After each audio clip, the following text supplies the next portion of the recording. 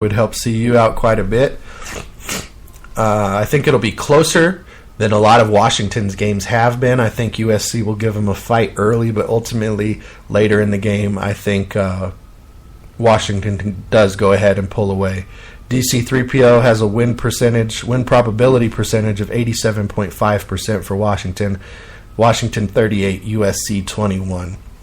And I think that's right about what you're looking at for this game, honestly. You're looking at maybe a 2 or 3 score difference, again, with them pulling away late. You might even see USC have a lead early in this game because they are going to be ready to, again, knock somebody off the pedestal, because that's something that they can look forward to at this point in their season with the losses that they've racked up so far. So the Huskies and the Trojans tonight, check that game out. It's going to be a good one.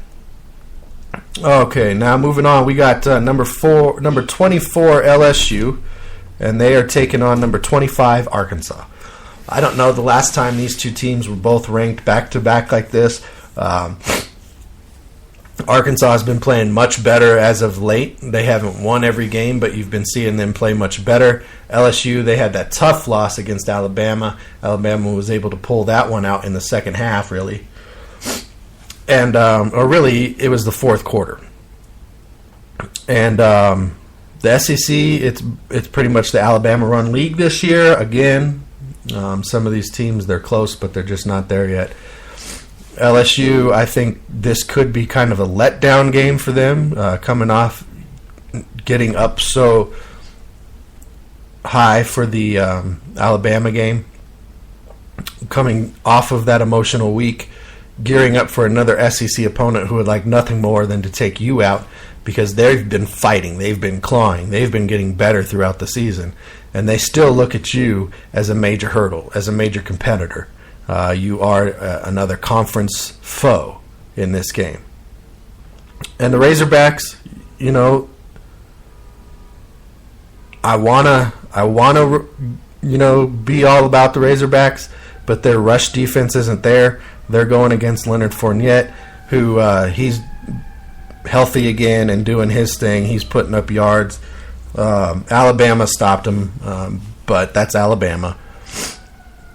And I'm going to have to take LSU in this game. I'm taking LSU in a close game. I think it'll be a late score that gives them the win or holds Arkansas off so where they can't come back. And DC3PO has a win probability of 72% for LSU, 28-19 over Arkansas. It's going to be a good SEC matchup for sure. Check that one out. I think it comes down to LSU's defense ultimately in this game. Okay, here we go. Last week, I told you, I predicted, I took Navy to upset Notre Dame. Doesn't happen very often. I had a feeling Navy was the ranked team. Notre Dame have been having many issues this season in all facets of the game. And now here we go. Another Service Academy team. They're playing in San Antonio, Texas. Army versus Notre Dame, 3:30 p.m. on NBC. And last week, Notre Dame saw its bowl hopes become slimmer and slimmer. Navy took them out. And it where it was 28-27, it really wasn't that close. This is a game, based on the talent the two places have, Notre Dame should have won that game. They really should have. But Navy had the fight, and Notre Dame doesn't have the fight. So could they lose to a second straight academy school this year? Can Army take them out? I don't know. Army, I don't have the same feeling about Army that I had last week about Navy. Navy's been playing pretty good this season. And it was close at the end. Navy had to get the ball back, and then they were able to run the clock out. Notre Dame did have a chance in that game. They pretty much at this point have to win out in hopes that some other teams really stumble to have a bowl game or anything happen for them this year. I don't see this one going Army's way. I don't think they've beat Notre Dame Army since, I think, the 40s. I think it was 1944, the last time Army beat Notre Dame. Somebody, if you want to hit the text line and tell me I'm right or wrong about that, go ahead. But Army generally plays the other academy schools real tough. I don't think they're going to be able to play this one tough. DC3PO does not agree with me, however. DC3PO has a win probability percentage of 58.4, Notre Dame winning 27-24. I see this one being more of maybe a 10 to 14 point game, with Notre Dame bouncing back a little bit and showing some pride this week, and not really playing down to the level of their opponent. Then we have the Penn State-Indiana game tonight. This is an upset game for me. And for me, I'm calling it an upset game because, Penn State's ranked 10th right now. I think that's a high ranking for them. Sure, they beat Ohio State, but they're not the 10th best team in the country. That's a shock and awe ranking. Indiana, we've talked about on this show a couple times so far this season, and I think they are the team to go ahead and upset Penn State this week. I think they pull out the win. I think Penn State's shocked, and it exposes them a little bit, the Nittany Lions, for what they really have going. Okay, they've had some tight games. They did well against Ohio State. This is another Big Ten foe, and a team. Again, you're looking at a team whose season isn't going to lead to a major bowl, isn't going to lead to the college football playoff. So what else would they like more than to beat Penn State, to affect their season, and to knock off a Big Ten competitor? Now, DC3PO doesn't see it going that way. DC3PO has an 84.4% win percentage for Penn State in this game, 32-16. DC3PO has them doubling up the Hoosiers. I think, and I'm taking them to upset this week. I would almost reverse that score, and I'm going to say Indiana 31, Penn State 20. So that's my predictions. That's some of the knowledge that DC3PO and the Dirk Cannon gave for us. I wasn't just going to read their script off word for word, but I appreciate everything they prepared. This is some great information here. You can check it out also on their site.